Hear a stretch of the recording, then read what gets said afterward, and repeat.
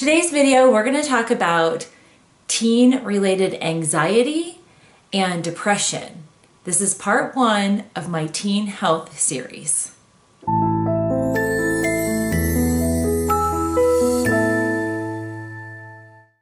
Hi, welcome. I'm Melissa. I'm so excited to have you join here on my YouTube channel. If you haven't subscribed, I hope you will. This is part one of my teen health series. And I actually work with a lot of parents and I work with a lot of teens and even young preteens. So around 9 is usually when I start to see my tweeners, and then I see individuals all the way up to 18, 19 and into the adult stage. But what I've noticed, and I want to tell you a story, recently in the town I live in, we had a suicide attempt of a beautiful, intelligent, smart junior female. And it was heartbreaking to hear, and it was something that really affected me. I have heard a lot of my young female patients tell me about their anxiety and the frustration with cyberbullying and not feeling like they fit in, the social pressures at school, and then also the self-inflicted pressure to do well in school and to achieve and to do everything you can to build your resume to get to college, and that if you don't, that you're going to be homeless. And I want to communicate some ways for you, my teen, if you're watching, and if you're a parent, please take some notes. I have a series of recommendations that I offer to my patients that I see that are dealing with these normal everyday challenges. And I'll be honest with you, I am in my 30s, and when I was a teenager, we didn't have social media. We did have all the other pressures, the stresses in the social world. We had the stressors to get into college and to do well and exceed, and balancing school and extracurriculars. But the social media aspect has put a whole new slant on things. And in researching for addressing some of the suicide concerns of my patient load, but also addressing this young female junior here in our area, I came across some really interesting stats, and I want to share them with you today. The suicide rates for young females has gone up. It's actually gone up worldwide, but here in the US, suicide, or the attempt of suicide, is the second cause of death in young female teens. And the age group is really 13 to 14 all the way up to 24.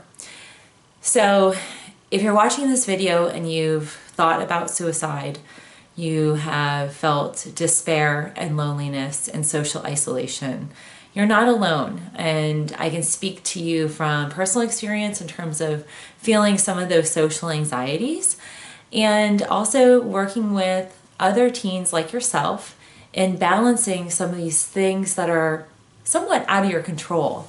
But I'm going to give you some steps that you can control and that you can implement starting right now to turn things around. And my first part of this recommendation plan for you is to really be cautious of using this, your phone. I know I live off of it, your parents live off of it.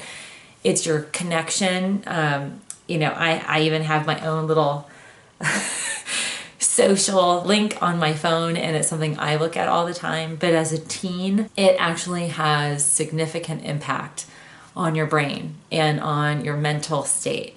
And so I know it's probably going to be really hard, and if you're waiting at your bus stop and you've got your phone, you're going to be on social media. You're going to be tweeting and Snapchatting and Facebooking and Instagramming, or if you're not even participate, you might be just observing. And either way, participation and observation puts a significant amount of stress on you and your body, and it creates an imbalance in terms of reality and perception of reality. And this gap causes hormonal, physiological changes, brain chemistry. Your brain gets altered with that gap between reality and perceived reality. And so social media has this really interesting disconnect for us in in our lives. This affects everybody. It's not just teenagers, but it's adults as well. But your teen brain is very fragile. You are still growing and developing. Your brain neurotransmitters are still connecting. And for healthy mental states down the road as an adult, it's really important that we have those neurotransmitters connect properly. And social media, with our science and our research, there are these disconnects, and that can cause some of those feelings of social isolationism. It makes us feel less connected. It makes us feel inferior or not good enough. And I know this resonates. All women deal with this, but as female teenagers, it's so overwhelming. And I want you to know that if you can limit your social media exposure, and that's taking time to really disconnect, it's really, really key. So I know you're at school, you're going to be connecting with your friends socially, but if you could cut off your phone, literally disconnect it, power it down, leave it out in a central point in your home, on the countertop in the kitchen, or if your parents have kind of a home base where all the electronics charge, if you could disconnect at night, starting around 8 p.m., that will help make those neurotransmitters reconnect and keep them connected so that you have a good, strong mental health state, physiological, chemical base and foundation to feel better, and to also allow your brain to disconnect. Your brain is being bombarded by a lot of different things, and I don't even remember what my generation, I think we're Xennials or something, but I'm in the middle of the Gen Xers and the millennial world. I'm younger than your parents, but I could probably be a parent of yours at this point. But I can tell you that when I was growing up, we didn't have a lot of those social things that bombarded us like they do today. And it's quite alarming for the teen brain. So that's my first recommendation, is to disconnect from social media starting at 8 p.m. and to not, whatever you do, have that be the last thing that you allow your mind to focus in on before you go to bed. There are some strong, significant correlations to the brain rebooting and recharging at night with that disconnect. If you have had that exposure, the subconscious brain is working, and we do not want that subconscious brain to be bombarded by negative images, negative commentary, any of the bullying, the cyber offenses that are coming at you from ads and other social connections. The second thing I want to recommend is that you look at feeding your body and feeding your brain healthy fats. This is great for keeping the brain healthy and functional. It feeds your brain so that you have all of the right building blocks to nurture your brain so that the brain chemistry is balanced, and that's your serotonin, your dopamine levels, your vitamin D levels are really key to keep balanced. So the ways to do that: first, you want to look at a really good omega complex omega. You want a 3, 6, 9. You want to make sure you're getting the right balance. And I like to get my teens on anywhere from 2,500 milligrams to 5,000 milligrams on a daily basis. You want to take that separate from any of your other multivitamins. The second thing you want to look at getting into your brain that is healthy fats. And it's really a steroid, not a vitamin, and it's more in the hormone category, is vitamin D3. D3 is nature's antidepressant. It is something that's going to allow your brain to get renourished. It's going to help it reboot better at night. It's going to help you be able to better have mental focus at school. You're going to be feeling much better about the world and your life, because vitamin D3 is supercharging all of the brain chemistry that's happening. And it actually is helpful in limiting some of that breakdown from the social influences in the brain. So it's going to help you have a stronger mental outlook and stronger mental hormone chemical balance. The third thing I want you to look at is adding 5-HTP. That's a pre-hormone precursor. The smallest dose on a daily basis is really good for helping keep everything balanced out. Now, the fourth bonus fat, if you are a menstruating teen that experiences PMS, bloating, where you feel like your breasts get really tender, sometimes your cup size is not fitting properly, or your pants don't fit properly, you kind of get that tummy bulge, muffin top, or even if you experience those emotional imbalance during that 7 to 10 days before your period starts. This oil is fantastic for balancing that out. It also has some other really good brain nourishing nutrients in it, but it's called Evening Primrose Oil. I'm going to put a link to some Amazon linked products where you can get all of these, the brands that I recommend to all my teens, because the teen body is different than the adult body, and I can tell you some of the things that are highly effective for teens don't always work for adults. That's going to help balance out your brain and give your brain all the building blocks to be nourished and balanced.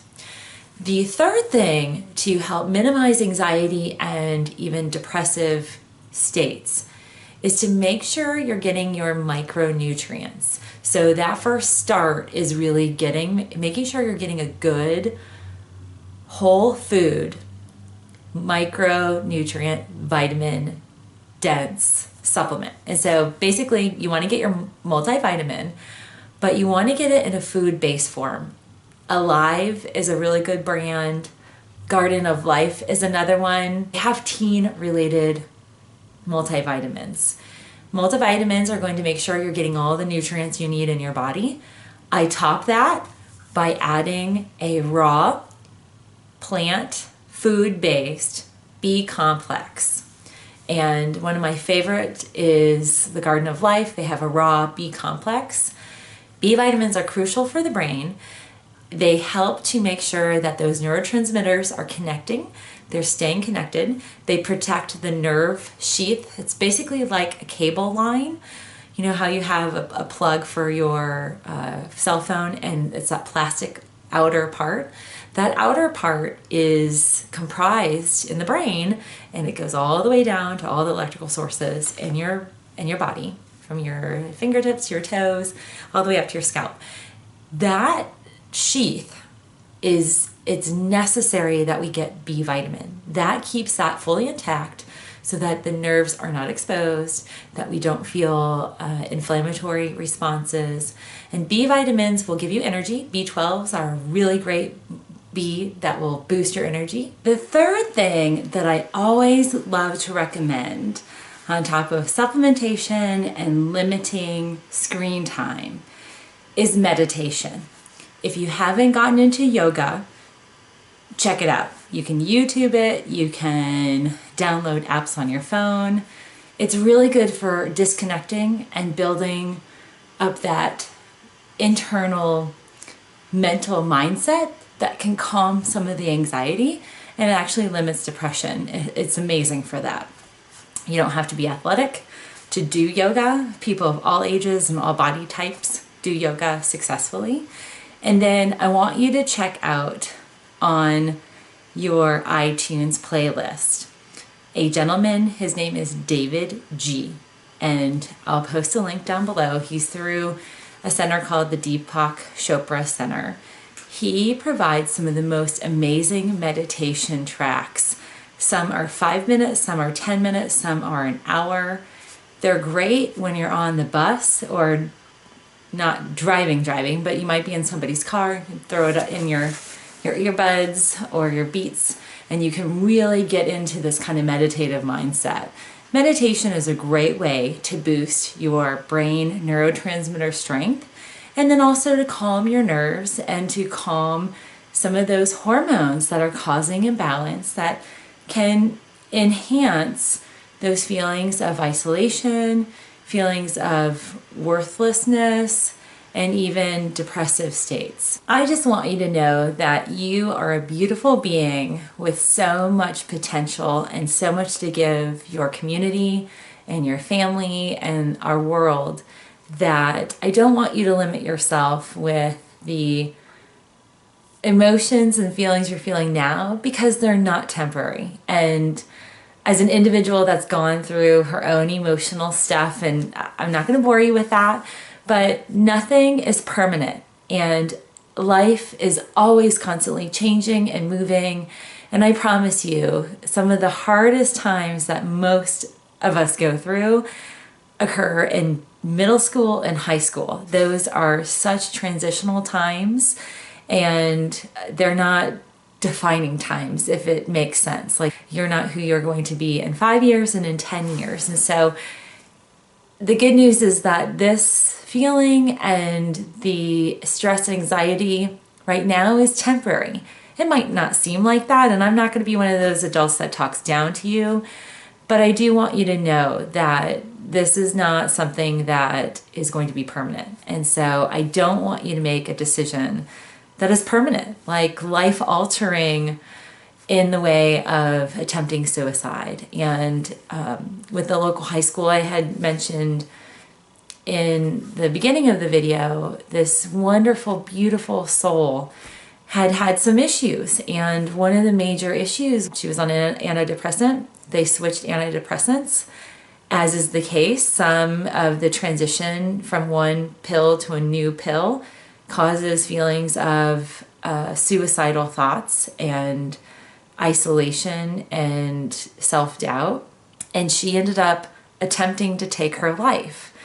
And while she wasn't successful in the suicide attempt, it did take her life, and it is so tragic. And her family, they're heartbroken.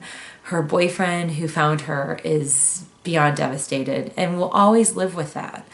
Nothing is too great or too overwhelming to deal with. That you'll get over it, I promise. There are so many different things that are going to come your way. Your ability to deal with adversity now is going to equip you in so many wonderful ways as an adult. And it's something that I just want you to know. Just utilize some of those tools in meditation. Literally breathing through your nose and inhaling all the way up to here, you're going to release some really great chemicals. There's actually laughing gas that sits up here that a lot of times when we're having anxiety, we're not even breathing through our nose, we're breathing through our mouth. So just take a deep breath and just know this moment's fleeting, this time, this season, this semester, this year. You're going to grow out of it, and it's going to grow out of you. And just know that your parents, your family, all your friends love you and support you, and life is going to be great. If it isn't now, it will be. And it may seem like you're on an uphill battle, but I promise you, life is just beginning, and it's so precious, and it's so worthy of you taking this time to invest in yourself. You are so worth it, and the investment in time will be so beneficial to you down the road. So I am grateful to have you be a part of my community. And if you ever have any questions, you can private message me. There's an app on the phone called Instant Go where you can shoot me a message. It's a fee-based messaging, or even phone and video messaging. But if you have some sort of concern that you want to talk about, I'm a great resource for you. That I'm not your parent. I don't break confidentiality. Our relationship's a patient-doctor relationship. And so your trust is definitely here with me. And this is part 1 in a 5-part video series. So I hope you will tune in. I'll be producing my next one in a few weeks that specifically addresses enhancing teen health. And I'm grateful for your time. I hope you have a wonderful day.